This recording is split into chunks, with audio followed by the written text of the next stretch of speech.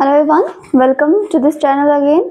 आज की हमारी वीडियो में हम बात करेंगे क्लास 10th के रिगार्डिंग इलेक्ट्रिसिटी के चैप्टर में से आने वाला एक important topic Ohm's law. Ohm's law कैसे डेरिवेट होता है, प्लस इसकी एक्सपेरिमेंटल वेरिफिकेशन जो आपके एग्जाम्स में ऑफनली पूछी जाती है।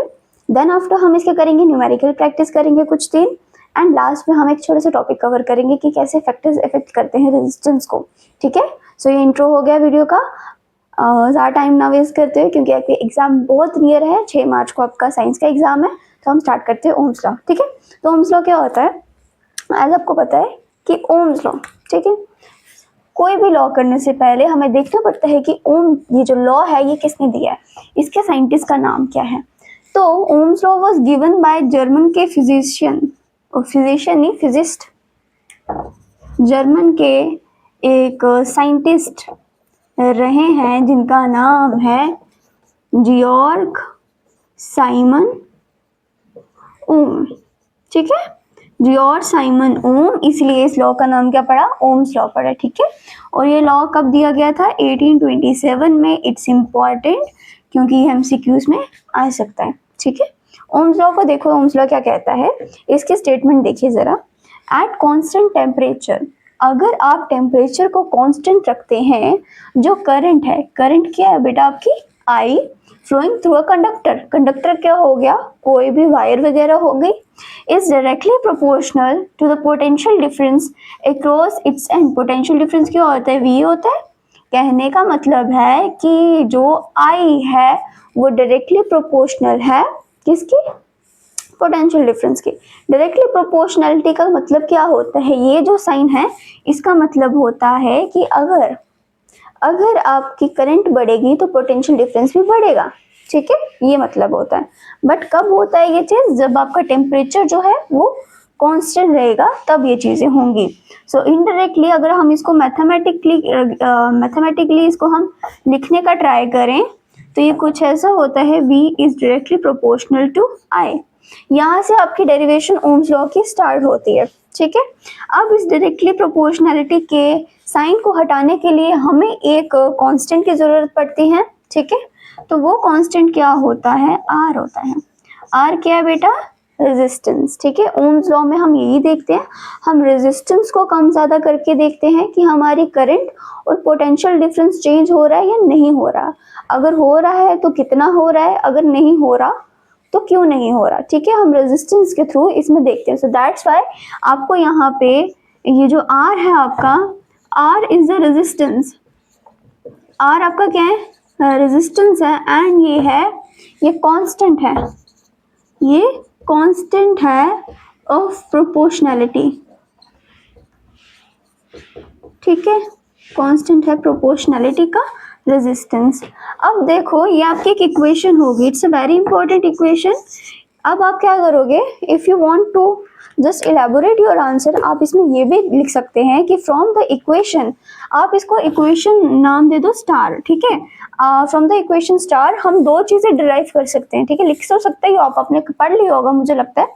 आप यहाँ पे लिख सकते हो कि फ्रॉम द इक्वेशन स्टार हम क्या डिड्यूस कर सकते हैं, दो एक इंपॉर्टेंट फॉर्मूलाज डिड्यूस कर सकते हैं, जिसमें हमें अगर करंट निकालनी है तो क्या आ जाएगा, करंट का फॉर्मूला V/R। ये क्या है, potential difference, this is your resistance. ये मैं आपको फॉर्मूलाज डिराइव करके बता रही हूँ। ठीक है, फॉर्मूलाज डिराइव करके बता रही हूँ। उसके बाद अगर आपको रेजिस्टेंस निकालना होगा, रेजिस्टेंस क्या आ जाएगा, अगर रेजिस्टेंस निकाल रहे हैं तो V/I आ जाएगा। ठीक है, इस पूरी चीज में, इस पूरे ओम्स लॉ में जब हम एक्सपेरिमेंटल वेरिफिकेशन करेंगे तो वहां पे हम ये वाला फॉर्मूला हम वहां पे पुट करेंगे। ठीक है, तो अगर आपको जो आपके न्यूमेरिकल्स वगैरह आएंगे ओम्स लॉ से, तो वहाँ पे आप ये दो फॉर्मूलेस पुट करेंगे, वहाँ पे ये दो फॉर्मूलेस यूज होंगे। एक इम्पॉर्टेंट चीज कि आप देखो, आपकी करंट की जो SI यूनिट है वो है एम्पेयर, राइट, एम्पेयर A से, और रेजिस्टेंस का क्या है, रेजिस्टेंस का है ओम, SI यूनिट। ठीक है, अब ये हो गया आपका, ये सिर्फ आपकी हुई derivation. This how you derivative your Ohm's law. Okay, resistance की बात करें, यहाँ पे एक और पॉइंट आता है कि रेजिस्टेंस रेजिस्टेंस में क्या होता है, रेजिस्टेंस का क्या काम होता है, आपने मेरी पिछली वीडियो देखी होगी, उसमें यही है कि रेजिस्ट करना करंट के फ्लो को, ठीक है, कुछ अमाउंट में रेजिस्ट करना। क्यों इंपॉर्टेंट है ये, ताकि हमारे जितने भी अप्लायंसेस हैं या इलेक्ट्रिकल चीज़ें हैं वो खराब ना हो, ठीक है। सडनली पीछे से इलेक्ट्रिसिटी तेज हो जाए तो बर्निंग के चांसेस होते हैं, इलेक्ट्रिकल अप्लायंसेस बर्निंग के चांसेस होते हैं, that's resistance is very important. अगर आप रेजिस्टेंस देखें, रेजिस्टेंस कम ज़्यादा भी होता है बच्चा, जो रेजिस्टेंस होता है ना वो टेम्परेचर के डायरेक्टली प्रोपोर्शनल होता है, ठीक है। टेम्परेचर, अगर टेम्परेचर में ज़्यादा करूँगी तो रेजिस्टेंस भी ऑटोमेटिकली ज़्यादा हो जाएगा, टेम्परेचर कम करूँगी तो रेजिस्टेंस भी ऑटोमेटिकली कम हो जाएगा। लेकिन हमारे दिमाग में तो यही आता है ना, जब मैं भी छोटी थी मेरे दिमाग में भी यही आता था कि मतलब अगर टेम्परेचर हम बढ़ा रहे हैं, यहाँ पे मोस्ट ऑफ द बच्चे गलती करते हैं, अगर हम टेम्परेचर बढ़ा रहे हैं तो करंट का फ्लो तो ईजी होना चाहिए ना, है ना, मेरे दिमाग में भी यही आता था। बट ऐसा नहीं है।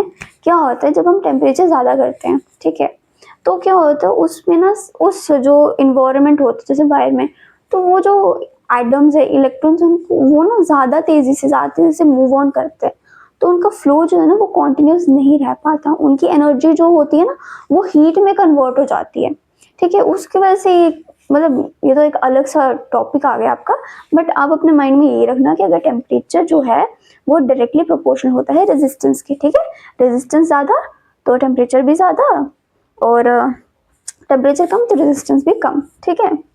और अगर टेम्परेचर कम हो जाएगा, रेजिस्टेंस भी कम हो जाएगा, तो इलेक्ट्रिसिटी का फ्लो जो है ज़्यादा अच्छी तरह से होगा, ठीक है। अब देखो हम करेंगे इसकी एक्सपेरिमेंटल वेरिफिकेशन करेंगे।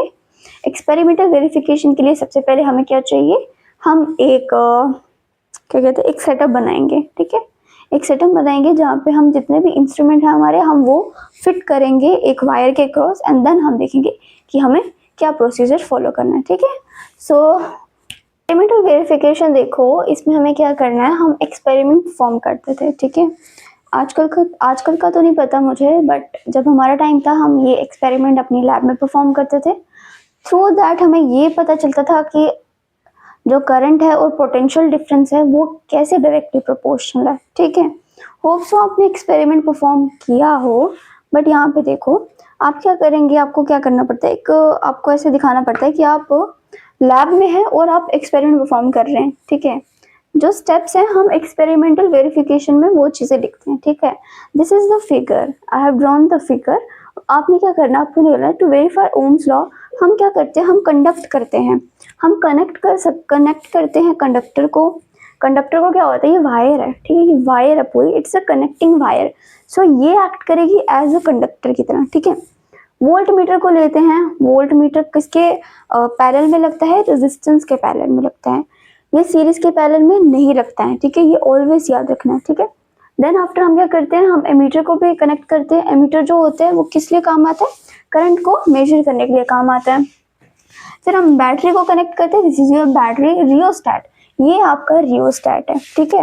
रियोस्टैट और रेजिस्टेंस में क्या फर्क है, मेरी पिछले वीडियो में मैंने बताया था कि this is your resistance, this is your resistance and this is your rheostat, कुछ इस तरह से ये रियोस्टैट है। यहाँ हम ये जो एरो है ये ऐसे भी आ सकता है।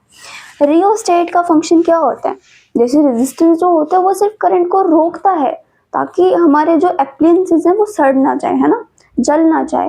लेकिन रियोस्टैट का काम है, ये करंट को ना कंट्रोल करता है, लिमिट करता है करंट को।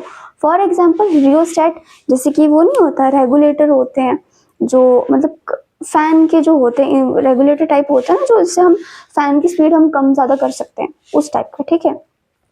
तो हमने क्या किया, हमने मीटर इन सबको हमने जोड़ दिया with the help of connecting wire. आप यहाँ पे लिखोगे as seen in the figure,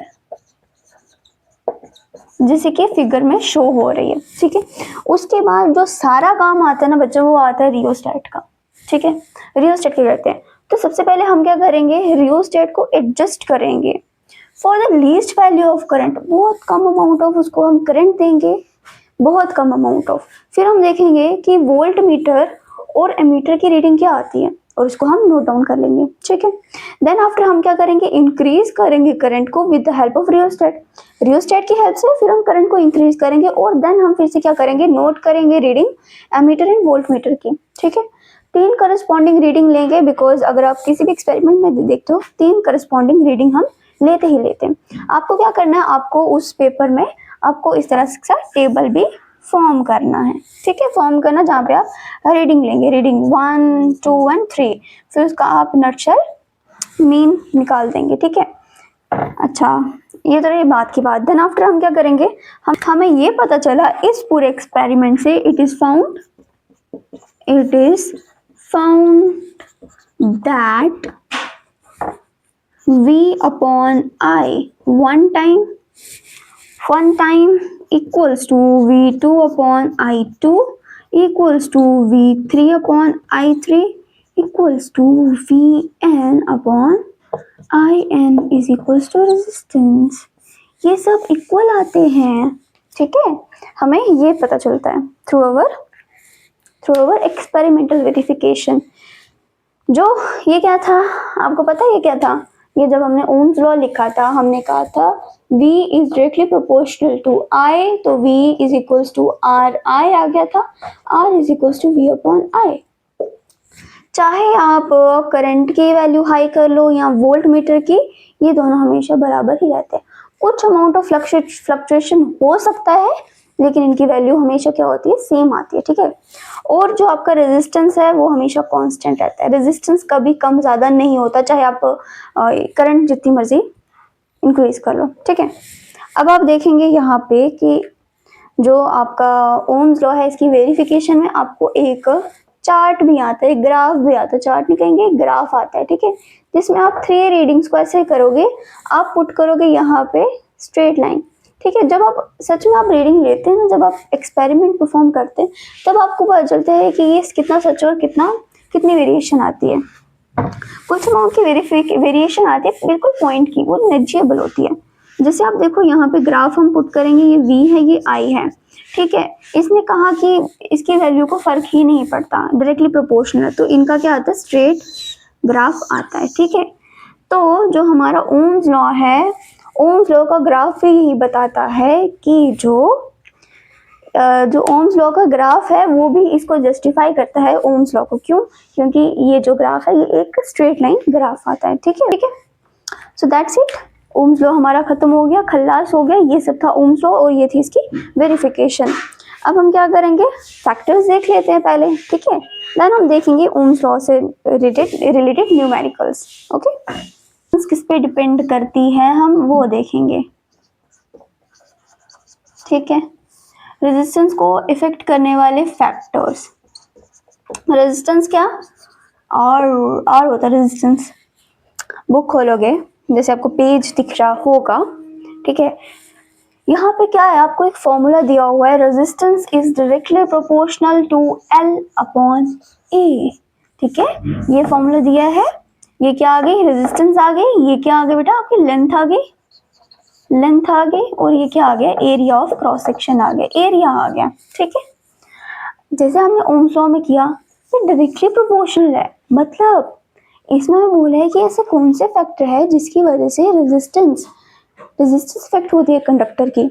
एक कंडक्टर है, रेजिस्टेंस क्या, उसमें कितनी क्वांटिटी, मतलब उसमें कितनी कैपेसिटी है कि वो करंट को रेजिस्ट कर सके, ठीक है। Resistance is very much important. अगर रेजिस्टेंस नहीं होगी क्या होगा, हमारे जितने भी इलेक्ट्रिकल चीज़ें हैं वो जल सकती हैं, हमें करंट लग सकता है, हमें शॉक लग सकता है अगर रेजिस्टेंस नहीं होगी चीज़ों में, है ना। एक नंगी तार को पकड़ लो, कैसा होगा, है ना, छोड़ेगी, करंट नहीं छोड़ेगी। उसी चीज़ में हम, ये चीज़ भी बहुत इंपॉर्टेंट है, resistance directly proportional to length upon area. अब ये चीज़ मैं आपको बताऊंगी, अगर फैक्टर्स इफेक्ट करने पे आए ना, आपको लिखने के 3 ही फैक्टर हैं। क्या आ गई, सबसे पहले लेंथ है, लेंथ क्या है, डायरेक्टली प्रोपोर्शनल है, length is directly proportional to resistance. Length बढ़ेगी रेजिस्टेंस बढ़ जाएगा, लेंथ कम होगी तो रेजिस्टेंस भी कम हो जाएगा। Area of cross section, resistance area of cross section के इनवर्सली, दिस इज 1, ठीक है, इनवर्सली प्रोपोर्शनल है। इनवर्सली प्रोपोर्शनल क्या होता है, अगर रेजिस्टेंस बढ़ी तो एरिया जो होगा वो कम हो जाएगा, ठीक है। अगर एरिया बढ़ा तो रेजिस्टेंस क्या हो जाएगी, तो रेजिस्टेंस कम हो जाएगी, ठीक है। अब आप देखिए यहाँ पे, अब आप मुझे बोलोगे कि 3 फैक्टर होते हैं आपकी बुक में, तो 3 फैक्टर बताए हैं, हाँ 3 फैक्टर बताए हैं। रेजिस्टेंस को, ये जो डायरेक्टली प्रोपोर्शनल का साइन है, इसको हटाने के लिए एक कांस्टेंट आता है तो वो यहाँ पे कांस्टेंट आता है रो, ठीक है, L/A। दिस रो, इसको हम रो कहते हैं। रो रोई रोई वाला नहीं है, इसका नाम है रो। रो क्या होता है? रो का मतलब होता है, रो को हम बोलते हैं electrical resistivity, electrical resistivity of material. एक मटेरियल की कितनी इलेक्ट्रिकल रेजिस्टिविटी होती है, ठीक है। और इसका ऐसा यूनिट होता है ohm metre. Ohm metre I guess inverse में होता है, ओम मीटर होता है इसका। तो ये रेजिस्टेंस, ये इलेक्ट्रिकल रेजिस्टिविटी, ये क्या चल रहा है भाई? रेजिस्टिविटी, इसका जो ऐसा यूनिट होता है इसका सिर्फ ओम होता है, लेकिन इसका ओम मीटर होता है। इलेक्ट्रिकल रेजिस्टिविटी का मतलब वो लेंथ हो गया, एरिया ऑफ क्रॉस सेक्शन, मतलब एरिया ऑफ क्रॉस सेक्शन आ गया। इसका मतलब होता है कि डिपेंड करता है मटेरियल पे। इसका मतलब है डिपेंड करता है किस टाइप का मटेरियल है, वो उतना ही रेजिस्ट करेगा, ठीक है। अब आप मेटल ले लोगे, या मैं कहूँ आप गिलास लो या रबर ले लो, ठीक है। रबर की इलेक्ट्रिकल रेजिस्टिविटी आप देखो कहाँ है, वो कितना रेजिस्ट करता है। वो क्या गुड कंडक्टर है इलेक्ट्रिसिटी का? नहीं है। सेम केस में अगर हम बात करें निक्रोम वायर की या किसी भी कॉपर वायर की बात करें, वो कितने गुड कंडक्टर हैं इलेक्ट्रिसिटी के, है ना। दैट्स वाई हम अलॉयज जो हैं हम उसको ज़्यादा यूज़ करते हैं in the conductivity, electricity conduct करने के लिए। तो इलेक्ट्रिकल रेजिस्टिविटी का यही मतलब है कि कंडक्टर टू कंडक्टर कैसे डिपेंड करता है, वो कितना अच्छा कंडक्टर है और कितना अच्छा कंडक्टर नहीं है, वो कौन जस्टिफाई करता है? Electrical resistivity. इलेक्ट्रिकल रेजिस्टिविटी की वैल्यूज भी होती हैं। तो मेरी बात सुनो, जो हमारे मेटल एंड अलॉयज होते हैं उनकी बहुत लो इलेक्ट्रिकल रेजिस्टिविटी होती है। फॉर एग्जांपल उनकी होती है 10⁻⁻5 ओम मीटर टू 10⁻⁻ कितना -6 ओम मीटर के इस रेंज में होती है। और जो इंसुलेटर्स होते हैं, इंसुलेटर्स की होती है 10⁻12 ohm metre to 10⁻17 ohm metre के नियर होते हैं, ठीक है। So it's important, it can ask in, मतलब examiner can ask in MCQs type question. And ये जो आपको टेबल दिख रहा है, ठीक है, अभी आपको जो टेबल स्क्रीन पे दिख रहा है, इट इज़ इम्पॉर्टेंट। यहाँ पे इलेक्ट्रिकल रेजिस्टिविटी बताई है कुछ सब्सटेंस की एट द टेम्परेचर 20 डिग्री पे, ठीक है। आप यहाँ पे देखिए, जैसे कंडक्टर्स हो गए, conductors can also conduct electricity, right. And alloys तो बहुत अच्छे कंडक्टर होते हैं इलेक्ट्रिसिटी के, ठीक है। उनकी रेंज देखो रेजिस्टिविटी की कितनी है, ठीक है, -4 के नियर आ रही है, -4 के। एंड यही मैंने यहाँ पे भी बताया कि मेटल एंड अलॉय जो है have a very low resistivity in the range 10⁻⁻5 to 10⁻⁻6 ohm metre. And insulator की तो बात ही ना करो, ये 10⁻14, 19, 17 की रेंज में आते हैं, ठीक है। So it's important, electrical resistivity भी इम्पॉर्टेंट है, बट ज़्यादा डिटेल में मत जाना, ये जो समझाया इधर से ही आएगा, इससे बाहर का या इससे ज़्यादा एक्स्ट्रा पढ़ने की ज़रूरत नहीं है, ठीक है। अब हम बात करेंगे न्यूमेरिकल सॉल्व करने की। न्यूमेरिकल्स बेसिकली बच्चा, जो आप जिस क्लास में हो ना, न्यूमेरिकल्स अगर आपका हाथ बैठ गया 11th एंड 12th में बहुत ईजी हो जाएगा। मैं दिखाऊंगी कि न्यूमेरिकल्स कैसे सॉल्व करने हैं, सो दैट आप अपने एग्जाम में उसी तरह से सॉल्व करेंगे, ठीक है।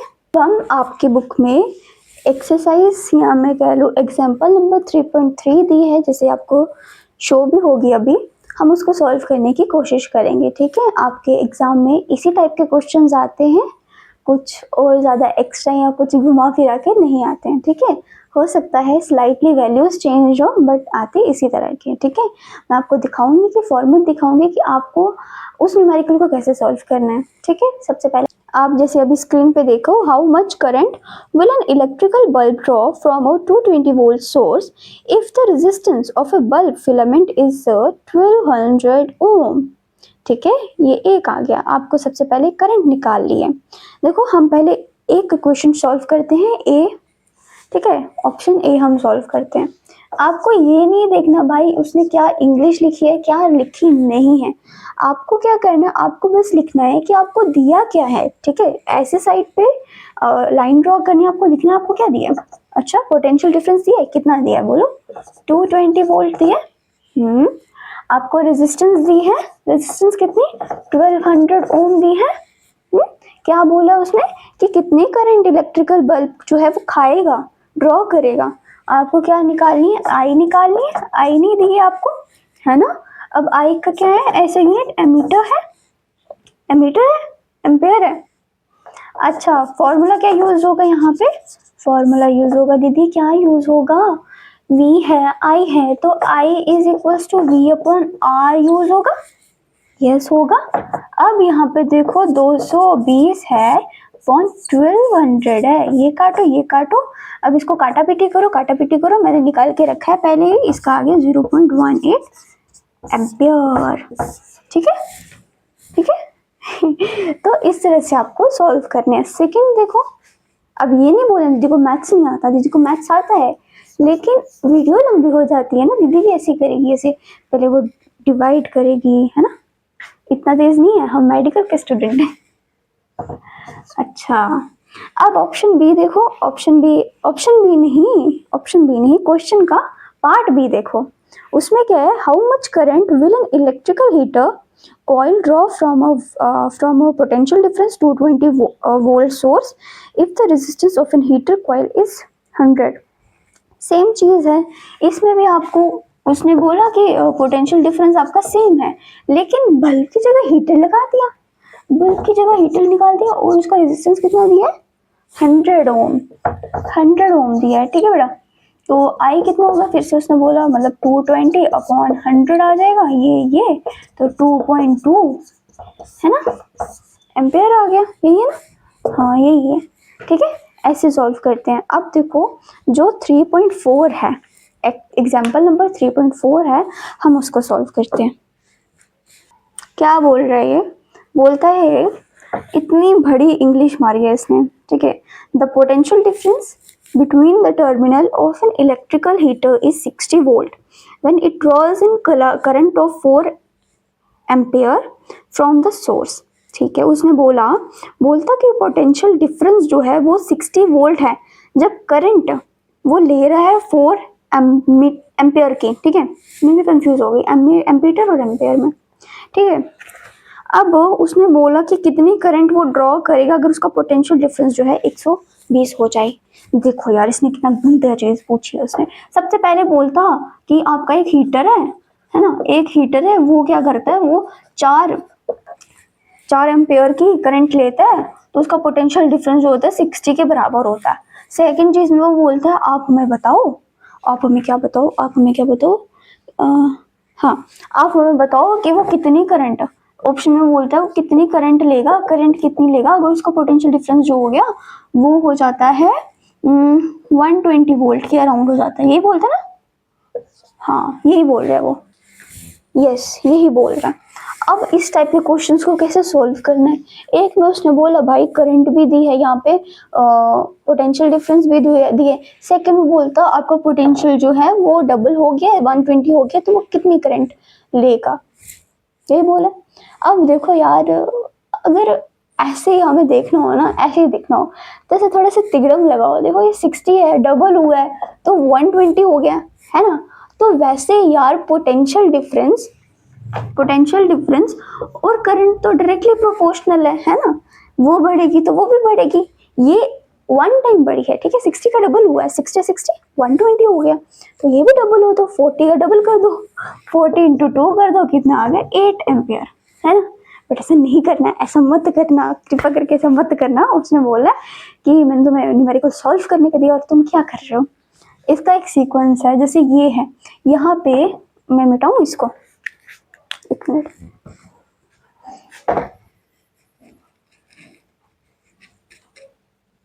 ओके। यहाँ पे देखो सब कुछ दिया है, करंट दी है, पोटेंशियल डिफरेंस दिया है, रेजिस्टेंस दी है, नहीं दिया।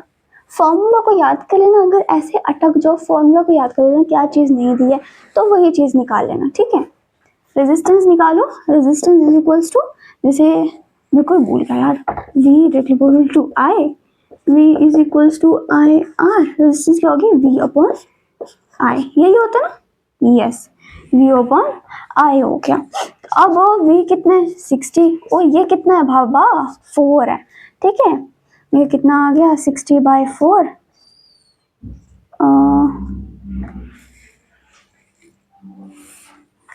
तो ये आ गया 60/4, ये कितना आ गया 60/4, हाँ ये आ गया 50 ओम, 15 ओम, 50 नहीं बोला मैंने, 15 ओम आ गया, ठीक है, ये रेजिस्टेंस आ गया। अब यही चीज यहाँ पे पुट करो, क्यों पुट करो, क्योंकि आपका सेम है, आपका हीटर सेम है ना, बस उसको ही डबल कर दिया, उसने बोला करंट कर दी, इलेक्ट्रिसिटी करंट कर दी, पोटेंशियल डिफरेंस जो है बढ़ा दिया, रेजिस्टेंस तो बाबा कांस्टेंट रहता है, रेजिस्टेंस तो चेंज होता ही नहीं, हमने इतना ओम 100 पढ़ के आए हम पीछे, है ना, रेजिस्टेंस हमेशा कांस्टेंट रहता है, चाहे करंट जितनी मर्जी बढ़ाओ। तो ये आपका रेजिस्टेंस निकल गया। अब यहाँ पे करंट निकाले, रेजिस्टेंस अपना निकला हुआ है, तो यहाँ पे हम पुट करेंगे V/R, yes, V/R is equals to I, current निकल जाएगी, V क्या है आपका 120 अपॉन ये क्या आ गया 15 आ गया, इज इक्वल्स टू I 15 120 15, ये कितना आ गया 15 8, देखो यार मुझे मैंने तुक्का लगाया, वो करते हैं 40 8 9 10 11 12, या आ गया 8 एम्पियर आ गया ना, देखा, बिना पेन उठाए सॉल्व कर दिया था पहले, इतना दिमाग। अब मैं सच बताऊं, ये जब मैंने प्रैक्टिस किया था तब मुझे नहीं आया था दिमाग में कि ऐसा भी हो सकता है, लेकिन जब मैं यहाँ पे सॉल्व करने लगी मैंने कहा हाँ यार ये तो ऐसे हो रहा है, सो ये ऐसे ऐसे ऐसे करके आंसर सॉल्व हो गया, ठीक है। तो क्या बोलता है, उसने बोला कि कितनी करंट वो खाएगा, कितनी डबल होगा, तो आप यही लिखोगे कि अगर आप पोटेंशियल डिफरेंस आप बढ़ा रहे हैं तो आपको इतना नहीं पता कि करंट भी उतनी ही बढ़ेगी, है ना, आपने ये लिखना है कि 4 एम्पियर से 8 एम्पियर हो जाएगी करंट, ठीक है, और रेजिस्टेंस आपका कांस्टेंट रहेगा। तो ये सब था आपके ओम्स लॉ के एक्सपेरिमेंटल वेरिफिकेशन, देन आफ्टर इसके factors affecting the resistance, then after numericals, खत्म हो गया, ओम्स लॉ एकदम खत्म हो गया। अब एकदम रिलैक्स रहो, सिर्फ आपका रह गया resistance in parallel and resistance in series, उसके भी हम न्यूमेरिकल्स कर लेंगे ऐसे ही, और आपका चैप्टर कंप्लीट हो जाएगा 3 वीडियोस में। जो फर्स्ट वीडियो है वो 16 मिनट की है, कुछ ज़्यादा नहीं है खास, उसमें जस्ट आपके बेसिक्स थे वो क्लियर करने के लिए थी, ठीक है। एंड मैं आपको बेटा एक और बात बता दूँ कि न्यूमेरिकल्स, मैंने ये शॉर्ट ट्रिक बताई है, मैंने सिर्फ ऐसे बताया कि मतलब बच्चे कंफ्यूज होते हैं कि आप जो है 8th में भी इतने न्यूमेरिकल्स नहीं आते थे जितने हमें 9th में 10th में, अगर आपने अच्छे से पढ़ी होगी 9th वगैरह तो आपको डर नहीं लगेगा सॉल्व करने में, लेकिन जैसे मैंने सॉल्व नहीं किए थे 9th वगैरह में, तो मुझे जो था 10th में डर घबराहट हुई थी। सो सिंपल मैंने तरीका बता दिया, कुछ भी हो सिर्फ लिख लिया क्या चीज़ है क्या नहीं, फॉर्मूला याद कर लिया, उसके थ्रू जो है ईजी हो जाते हैं, ठीक है। बट मैं आपको एक और चीज़ बताऊँ कि इस तरह से अगर आप न्यूमेरिकल सॉल्व करोगे तो आपके मार्क्स कट सकते हैं।